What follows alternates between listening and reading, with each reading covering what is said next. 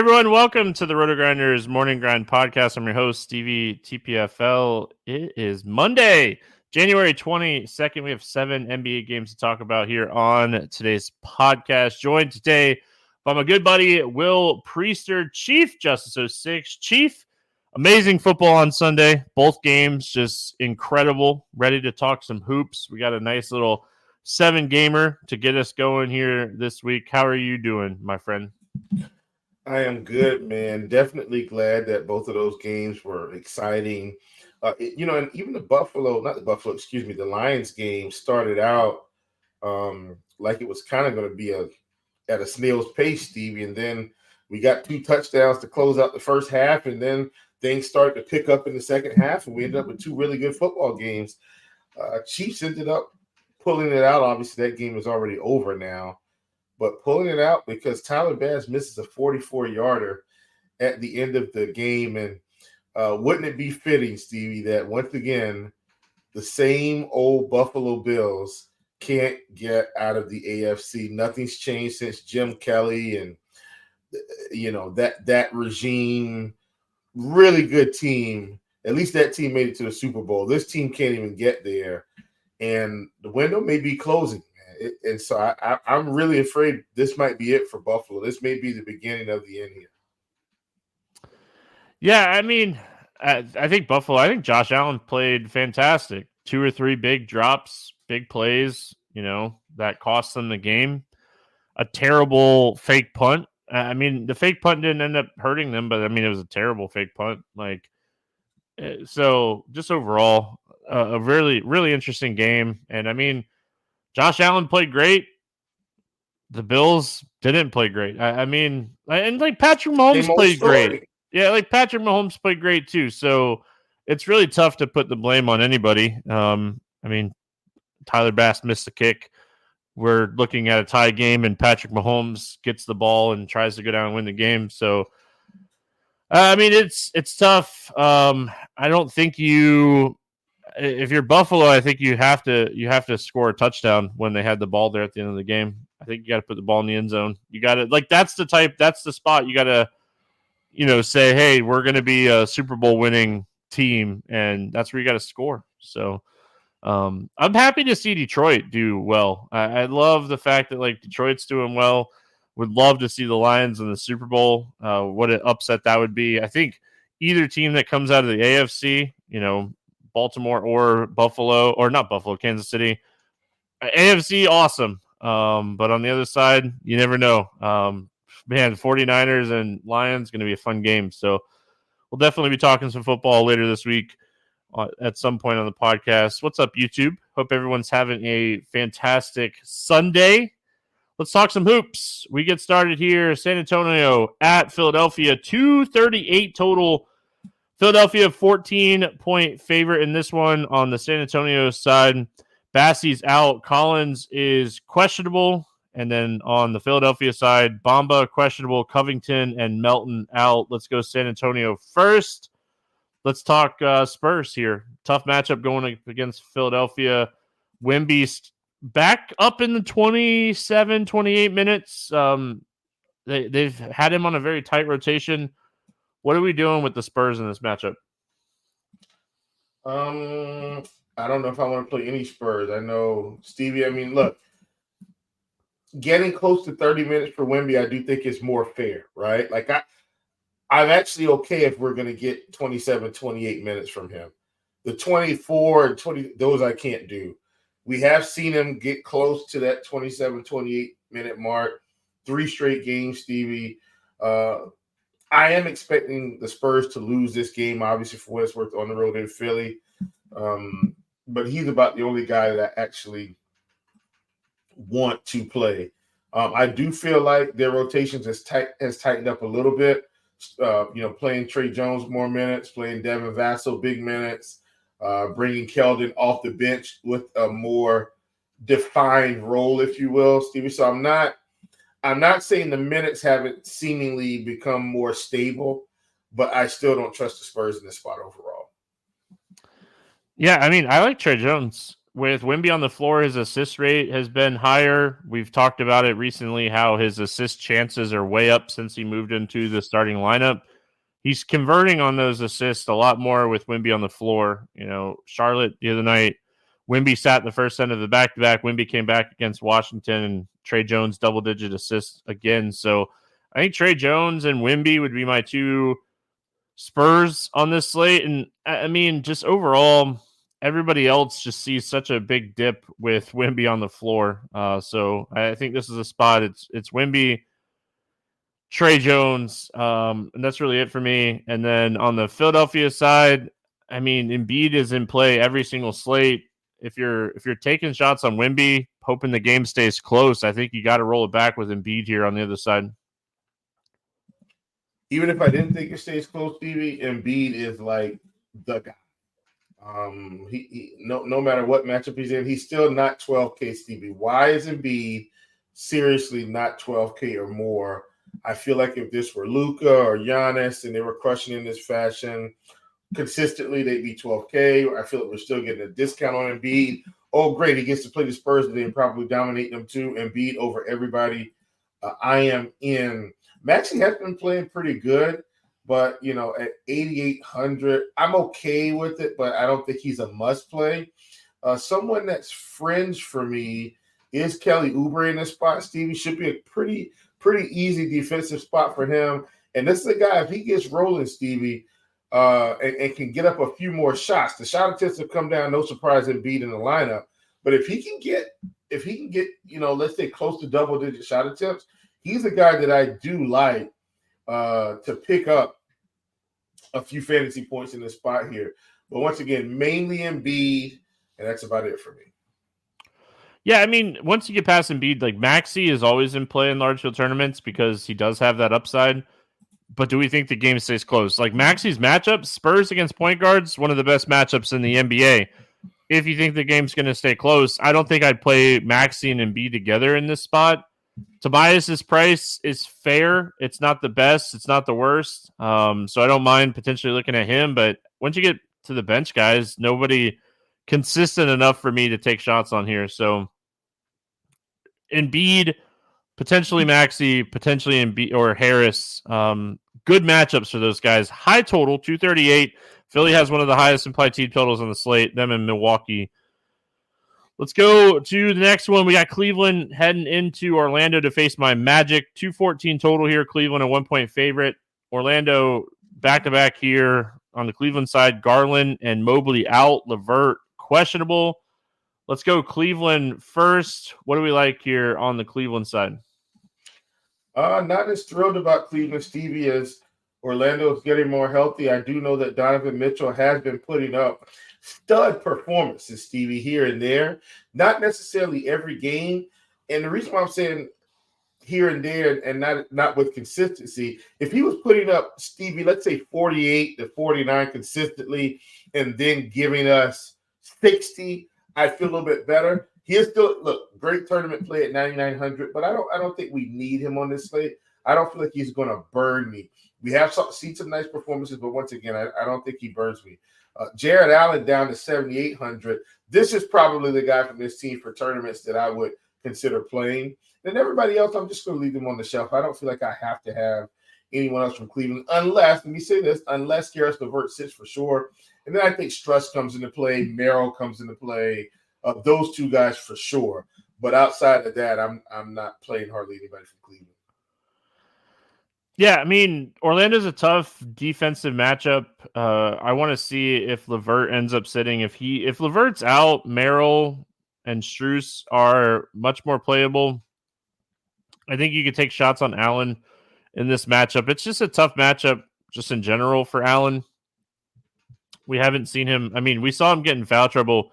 When these teams played in December, Allen got in foul trouble really early in that game. I think he only ended up playing like 13, 14 minutes in that one. And it happened, maybe it happened twice in December. I remember Allen getting in foul trouble. So if he can stay out of foul trouble, I could see him having a much better game here. On the Orlando side, I mean, obviously it's the second end of a back-to-back, so we'll have to see Wendell Carter Jr. playing or not. We saw him play 30-plus minutes against Miami on Sunday, so we'll see if he sits here. And we saw Goga didn't play at all on Sunday, so I wouldn't be shocked. Like, Goga plays a little bit more here. Wendell Carter Jr. ends up sitting in this game. We'll see, like, what happens with Cole Anthony. He tweaked his ankle. He did say that he should be fine, but ankle injury, especially when you tweak an ankle, we'll see how it feels the next day for sure. What do we like here on the Orlando side? Yeah, I mean, with our running mate back here, Franz Wagner, Stevie. Great to see him back. Yeah. I mean, he came back, played 28 minutes, blowout game, obviously. So I think, Steve, if it's not a blowout here, I think he, gets back into, I think maybe he played 30-ish minutes, So I like this spot, came right back, 30 fantasy points. We saw Paolo Banchero. How is he affected? Not too much. He played 31 minutes. So all in all, I think this is an okay spot for Orlando here. I don't hate, taking a shot in tournaments only, Stevie, tournaments only on Paolo, or coming down. This is the guy we've been talking about, Wendell Carter Jr. They snuck it in on us, Stevie, 34 minutes. I mean, this might be the last time to get him at this price if he gets up into the 30s again. Obviously, with the Goga situation, that's going to help, but he's too cheap today. Yeah, I mean, obviously, this is a spot where, luckily, this is a 7 o'clock game, because I wouldn't be shocked if, like, Wendell Carter Jr. and Franz Wagner sit on the second end of a back-to-back with them monitoring the minutes and the injuries. So if both of those guys end up sitting, I have a ton of interest in Paolo. I think Paolo could have a big game here. But if everybody plays, they're all kind of priced like Franz is out. So, I mean, I love the Wendell Carter Jr. big minute game finally. It was great to finally see him.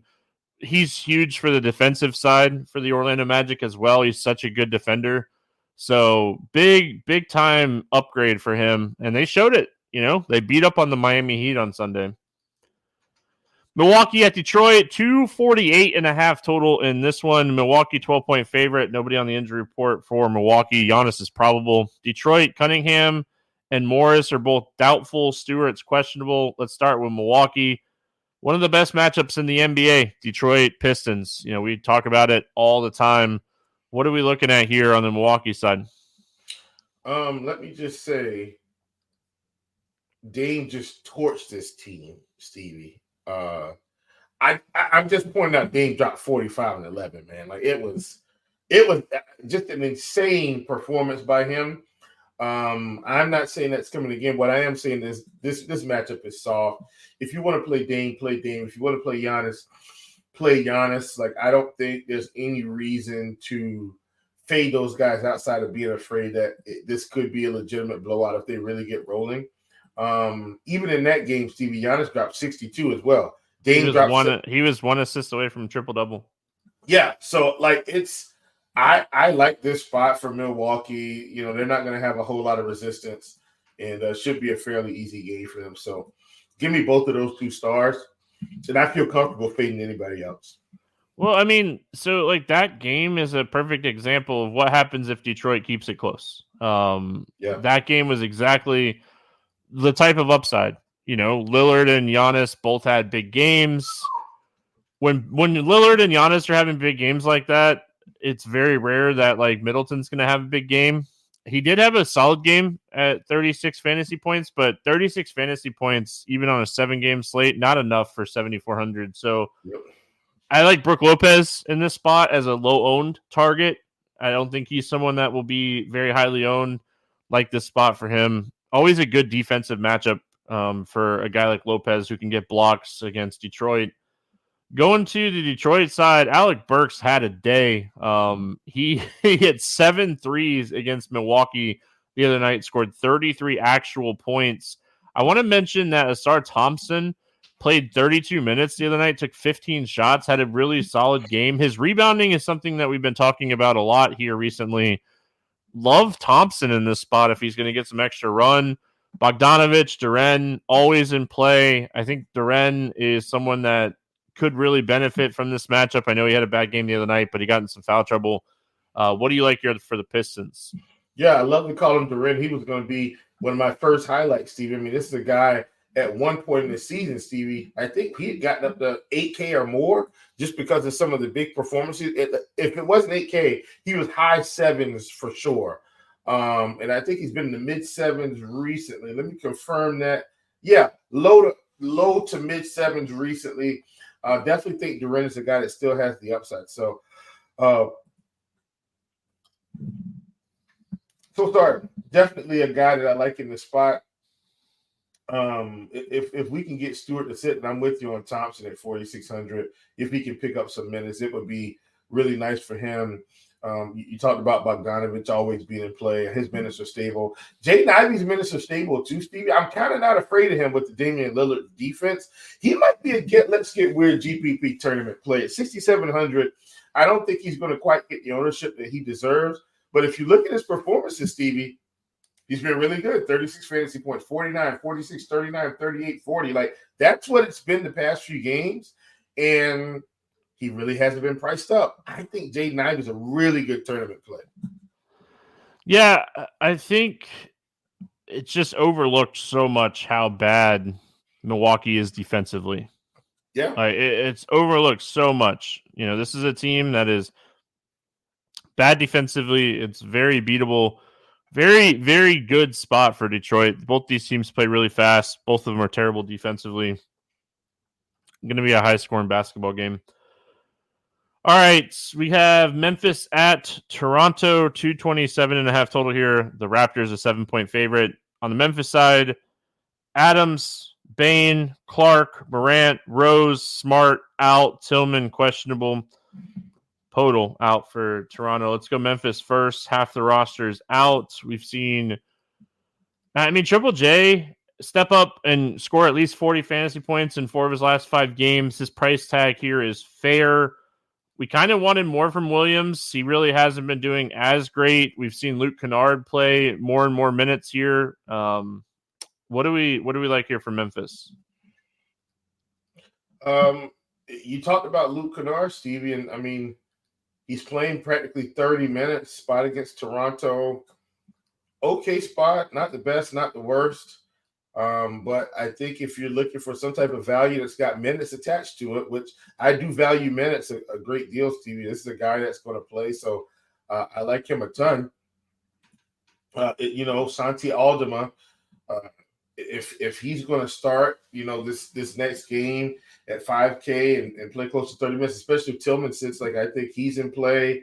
I was looking at David Roddy, Steve. He got 32 minutes now. I don't like the price here. I wish he was probably still under 4K, but if you're hunting for minutes on the cheap end, he's okay. And that's just kind of where we're at with Memphis. Everybody's just very, very cheap. We've seen John Contra pick up, upper 20s minutes at 3,900. He might be okay here. Not a crazy high point per minute guy, but at 3,900, getting close to 30 minutes, we could do worse. So I like him as well. I want to get your thoughts on Triple J. I'm not really a Triple J guy unless he's a little bit cheaper. So he's close to the 8K now. Excuse me, Stevie. And the scoring has been there the past couple of games. But how are you feeling about I really want to get your take on Triple J. I don't really feel good about Triple J, but just want to kind of get your feedback here. I think he's a guy that most times when he stays out of foul trouble, he sits around 40, but he has that 55 plus point upside in any matchup. So, he can get you. We've seen him. I think it was against Houston earlier this year, go for 60 plus fantasy points. So he's always in play, and there's just so many people out that he's just doing everything. He's gonna get. I know. He's gonna get blocks. He's gonna get steals. He's gonna get assists. He's gonna get rebounds. And he's going to score. His scoring has been phenomenal here with these guys out. So I think Triple J is probably my favorite play from this team. You mentioned Roddy. If Tillman's out, I don't mind taking shots on Roddy. Contra's been starting, but he just kind of sits in a corner. He's not very active. with Contra starting, Za'Darius Williams has gone to the bench. Memphis is a mess right now. Memphis mess. I love yeah. it, Stevie. That sounds right. The Memphis mess. Yeah. So, I mean, I think you could take some shots on a guy like Triple J, but outside of that, I mean, this is a team that just lost by 29 against Chicago the other day. They're missing scoring. You know, when you look at it, Bane, Smart, Ja, they're just missing their scoring, and it's tough. When you don't have guys like that, it's tough. Go to the Toronto side. What do we like here on Toronto? So with Toronto, Stevie, I mean, come on, man. It's kind of been the quickly show here with him, you know, emerging as kind of their primary guard. And then RJ too, Stevie. He's been playing and has had a nice role as well. Now I know Bruce Brown is there. Let's just kind of see maybe how this is going to work out and how they're going to try to integrate him in terms of their full lineup. I know Gary Trent, you know, he's still playing, you know, nice minutes, but mainly, Stevie, you know, the big couple guys here, Barnes, Quickly, and RJ Barrett. And really, Stevie, I'm probably more into Quickly and RJ Barrett than Barnes. I just want to see more from Barnes with Siakam gone. I think with Siakam gone, I was thinking maybe we start to see the upside. We did have a game, but I still don't feel like, Stevie, he's kind of the guy yet with Quickly and RJ there. They seem to kind of be taking over, and he's just kind of filling in. So I want to take a wait-and-see approach on Barnes, but I do like Quickly and RJ quite a bit. I like Barnes' assist prop. If you can find it, it's typically a 5.5. Right now, I'm looking at the Hard Rock, and that's the only option I have here in Florida. It's minus 140. If you can find a good number on it, as far as I think I'd get it at like 125, minus 125. His assist rate has been really high here recently. So watch that number. That's something I would look at. I haven't checked Prize Picks or Underdog to see if they have his assist projection up yet. Like Barrett, like Quickly, like Barnes. And then after that, Bruce Brown's going to get a good role with that second unit, but I don't think it's enough. And the minutes are still kind of spread out from everybody else, even with Podol out. I mean, if we could get Jonte Porter playing like 25 minutes at 4,200, I'd be in. But he's just, I want that like extra 5 to 7 minutes from Jonte Porter. Yeah. All right, we got Charlotte at Minnesota, 221.5 total. Minnesota's a 15.5 point favorite here against your Hornets. Ball is questionable. Hayward's out. Williams is out, and Richards is questionable. Let's start here with Charlotte. Obviously, the Lonzo Ball injury matters a lot. He missed a game, what was it, Saturday with the ankle? So we'll see if he's back or not for this one. I mean, tough matchup. Minnesota is a fantastic defensive team.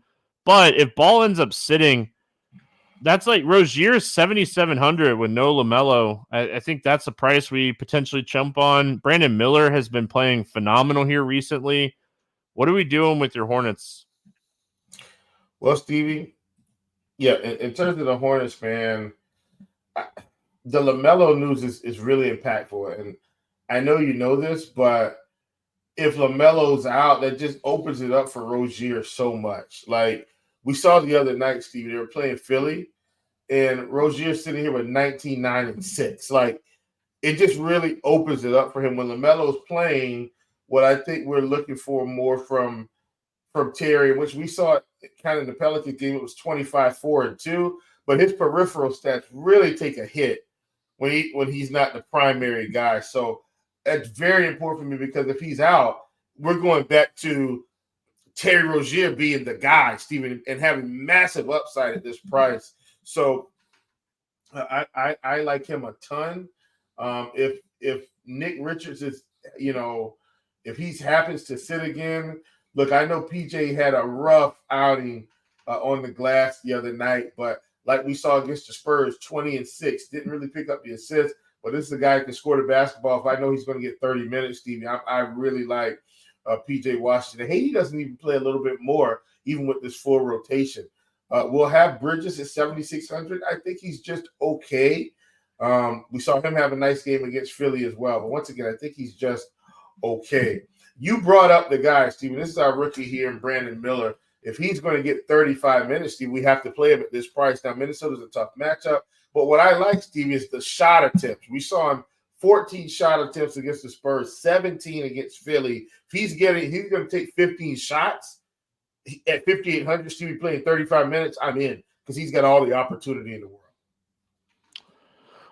If LaMelo plays, I think this is a spot I potentially still take shots on Miller. Like, he's shooting so well right now. And like, he's been way more aggressive. That's what you wanted to him. He's been aggressive on the boards too, and that's good because nobody in Charlotte rebounds. Downgrade for boards though, because there's a guy on the other side of this game named Rudy Gobert, and he gets every board. That the ball doesn't go in the hoop. Rudy's grabbing it. What do we like for Minnesota in this fantastic matchup against Charlotte? Oh, man, yeah. Give me Rudy Gobert, Stevie. Rudy Gobert's a guy that I've actually enjoyed playing this season, Stevie, because he's been sitting in this mid 7K range. But if you've been playing him the past couple games, Stevie, you've been rewarded handsomely. And in this spot, I mean, we just saw him pick up, if I'm not mistaken, Stevie, 18 rebounds. I think, let me check that. Yes, we saw him pick up 18 rebounds against OKC, only scored 7. But the scoring has been there as well, Stevie. So the rebounds and scoring, 24 and 17 one game, 15 and 18, 19 and 16, 17 and 10. Stevie, this is a spot where 20 and 15 is possible. I like Rudy Gobert today in tournaments at 7,400. And I don't think he's going to get a whole lot of ownership, despite the fact, Steve, that you just can continue to attack the Charlotte Hornets inside with true centers and big men. Another guy that should be in play here, I don't like the production we've been getting, but I would sprinkle in some Karl Anthony Towns. Once again, he's playing a different role, not playing true center. I get it, but he's a guy that could absolutely dominate this spot as well. And we're getting Anthony Edwards at 8,400. Pretty reasonable price for him to be playing against a bad defense if they can keep up. Really like him a ton. And then on the lower end, Stevie, I believe he's going to get 30 minutes. He's been playing about 30. I don't hate Mike Conley. He feels like a lower floor guy, but I think this is a spot where he could pick up 35-ish fantasy points if things broke his way. So I really like him in this spot. If you don't think this game is going to stay close and you think that it's going to be very lopsided, I think you could take some shots on Naz Reid. 4,900, and he probably gets 25 minutes in a blowout, 22 to 25 minutes. He's someone that can add up stats really fast against a team like Charlotte. So just another name that I think you could throw out there as a large field tournament play. And then like Gobert and Cat and Edwards, a lot more if LaMelo plays. Really want LaMelo to play because I want this game to stay close and competitive. All right, we got Boston at Dallas, 240.5 total. Boston is a 3.5-point favorite. They're going to be on the second end of a back-to-back. Exum's doubtful. Curry's questionable for Dallas. We saw Drew and Horford. Drew was like an elbow injury, so more of a maintenance kind of thing. And then Al Horford always sits one half of the back-to-back, and he played here. So I think we'll see a full-strength Boston team for this game. I don't think they sit anybody here on the second end of a back-to-back, and I think this is going to be a competitive and fun game.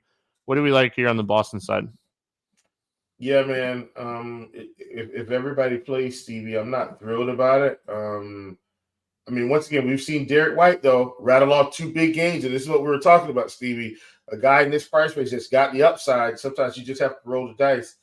I don't mind rolling the dice on him. Brown at 81, I don't think he's necessary today. I mean, he's got some upside as well, but I'm just not feeling it. Jason Tatum, 9,700. Definitely think he can get there, but if everyone's playing, Stevie, I don't like him. I don't like Porzingis. I don't like Brown. Yeah, if everyone's playing, I like Tatum. I think Tatum could potentially have a big game. I know like there'll be narratives of Porzingis going back to Dallas to face Dallas, and if you want to play the narrative, I get it. But I think this is a Tatum game for me. I like the White call, but I am a little worried that like a lot of that production was like Drew being out on Sunday, and like he did it against Denver too. So Derek White, Drew, all these like guards that they have, Brown, like any of these guys can have big games on any given day. Like it's just when those guys are going off, Tatum doesn't score as much, but I think this is a really good spot for Jason Tatum. I think we're going to see a big game from him. On the Dallas side, Luka's 11-2, Kyrie's 9K. What are we doing here with the Dallas twosome? I don't know if duo. I'm playing duo. I don't know if I'm playing either one, Stevie. I mean, Boston's been a tough team. I think Luka's okay. If they're going to stay competitive, it's going to be because of him. Kyrie's okay. If they're going to stay competitive, it's because of him. When both of these guys are playing, I'm very apprehensive at those prices, Steve. It's really the prices. But if old school lingo here, gun to my head, give me Luka at 11-2. Anybody else on this team, like Lively's 5,300,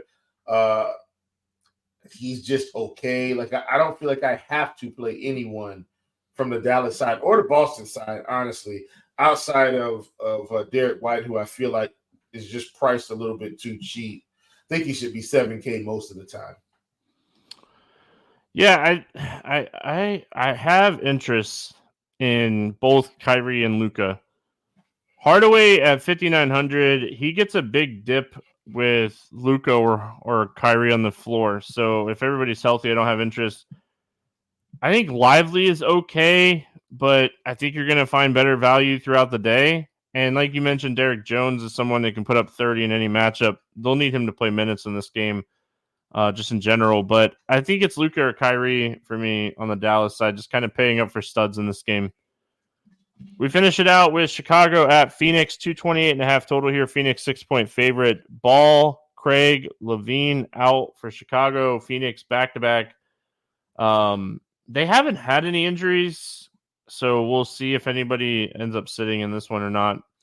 Go Chicago first. Any interest here in the Bulls? I will have a little bit, but let me just say, Stevie, boy, it feels like the Bulls are stuck with Levine for a little while, aren't they? They just can't get him healthy enough to get him out of the door. I'm laughing, but I do think they're trying to trade him, and these little ticky-tack injuries might be holding him back. With that being said, Stevie, give me all the Kobe White. We saw what Kobe White was able to do when Levine sat the first time, and I know they had a couple other guys sitting, like Caruso was in and out during that time as well. Don't care. Kobe White, 7,200. We've seen what he can do. Really like the price on him. You've got DeRozan at 7,400. I don't mind playing him either with Levine out. Stevie Patrick Williams is another guy that at 4,600 I don't mind because he's going to get big minutes now. So I don't hate that. And then, of course, you've got Vooch at 7,700.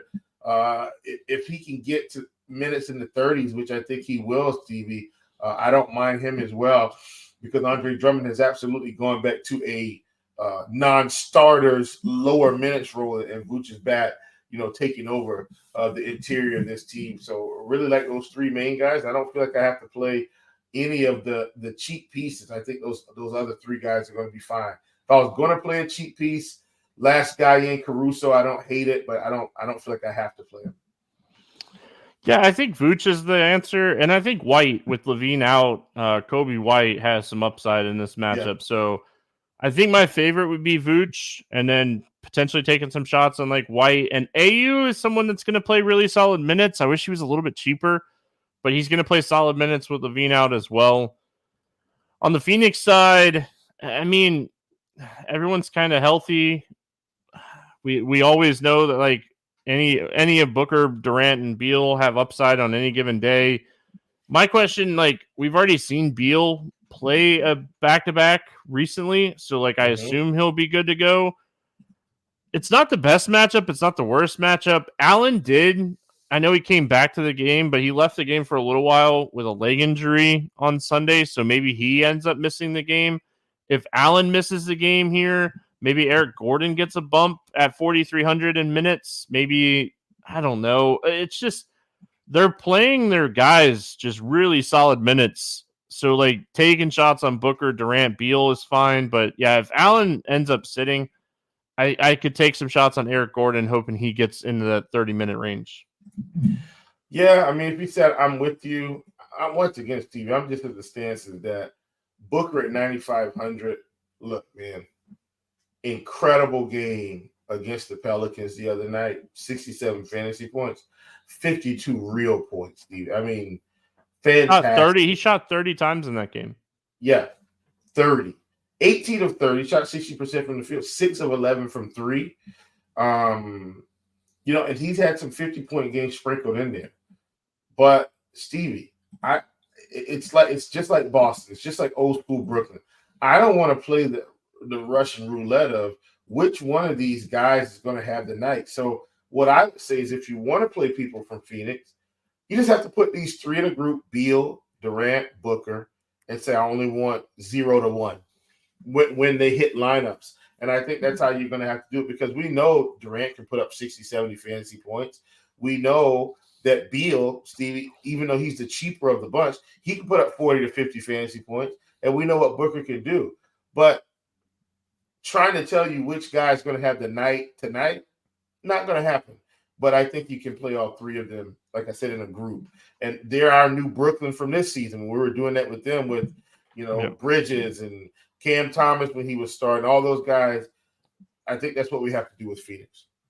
Yeah, like Allen is gonna get some shot ups, but like even KD on Sunday put up like 40 actual points. And he shot 25 times. Booker shot 24 times, and Beal shot 16 times. So between the 3 of those guys, they've had 65 shot attempts on. That's probably that's probably half the shots of the team. It's more than that. I mean, exactly. Nurkic had 2, Allen had 7, Eubanks had 1, Okaji had 1, and Eric Gordon had 6. So 13, 15, 17 other shots. So 65. They had 82 shots, and the 3 of them had 65 of them. So exactly. It's just so hard to play anybody besides those 3 guys. Nurkic had 13 rebounds. Great. Should take his rebound prop somewhere, but he only played 19 minutes because, I mean, they're playing their guys. Nurkic is getting off the floor a lot, and they're playing Eric Gordon more and more. It's just tough when you're not looking at the big 3 here for Phoenix, if everyone's healthy. Yeah. All right, let's play the morning grind game, and then we will get out of here. Will, favorite play under 5K to go 7X. Who do you like? Oh, man, Stevie. In this range, I'm not thrilled about this range today, but there was one guy that I mentioned that I think is okay. I don't like it, but I'm going to roll with it. Give me Gary Trent against a dreadful Memphis team at 4,400. Yeah, I don't hate it. I'm going to go with Sarr Thompson for Detroit. His minutes have been a lot more consistent recently. He's been playing really good basketball. And again, the Milwaukee matchup, very underrated. Milwaukee's a really bad defensive team. Over 8K to go under 5X. Who's your bust today? Give me Donovan Mitchell at 9,900. I think he's too much for this spot. Yeah, that's what I had written down too. Yeah, like he could easily get to 50. Don't get me wrong. Just a really tough matchup. Magic really good defensively. I think almost everybody gets there today in this price range. I guess if I have to pick somebody, give me KD. He had a big game Sunday. Maybe he's on an off day here. I don't know. Favorite 6X play today. Who do you got? I talked about this guy, Stevie. I was going to use him as Let's Get Weird GPP, but I think he's going to dominate. Give me Rudy Gobert at 7,400. Yeah, I mean, that game stays close. I think he absolutely crushes here. Like that call. I didn't do this on purpose, but I'm very Detroit heavy on the morning grind game today. Give me Jalen Duren as my 6X play today. Really like the matchup for him here against Milwaukee. Let's get weird. GPP play of the day. Who do you got for us today? Well, I'm going to go back to someone else, Stevie, in the last game of the night. I'm hoping it's not too chalky by the time we get there. Give me Kobe White, 7,200, man. No Levine. Oh, man, this screams upside here. Yeah, I like that call. I think it's a really interesting call. I don't hate it. Not on purpose, but again, mine is going to come from Chicago as well. Give me AU here at 4,700 with Levine out. I expect him to play 28 plus minutes, and hopefully he goes a little bit overlooked here in this matchup. Let's go to the betting and pick'em plays here. Any player props or pick'em plays that you like for this slate? Oh, man, Stevie, I was looking during the show because Prize Picks actually already had some up, and I'm going with one. You guys know how I feel. I love under, Stevie. They just tend to speak to me, and I'm going with none other than Scotty Barnes at 8.5 rebounds, Stevie.